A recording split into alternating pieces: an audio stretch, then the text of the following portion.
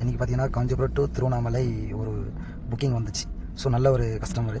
So Kanchipuram போய் pickup பண்ணிவிட்டு customer வந்து காஞ்சிபுரம் எங்கே போகணுன்னு கேட்டேன்.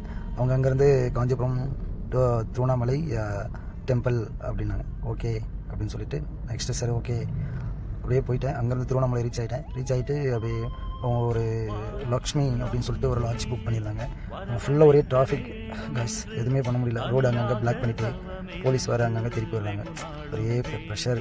அதுக்கப்புறம் போய் அந்த லாட்ஜில் நல்லா பாருங்கள், தண்ணி கிணறு ரொம்ப ஆழம். ஸோ குளிச்சுட்டு நான் ரெடி ஆகிட்டேன். அங்கேருந்து வந்து இப்போ பக்கத்துலேயே ஒரு டெம்பிள் இருந்தது. ஸோ அம்மன் டெம்பிள் அப்படியே போயிட்டு ஃப்ரெஷ் ஆகிட்டு குளிச்சுட்டு ரெடி ஆகிட்டு அப்படியே போய் சாமி கும்பிட்டு அங்கேருந்து கிளம்பிட்டு பார்த்தீங்கன்னா ஒரு மேக்ஸிமம் ஒரு 2-3 கிலோமீட்டரில் பார்த்தீங்கன்னா எனக்கு பிடிச்ச ஒரு பழம் இருந்தது.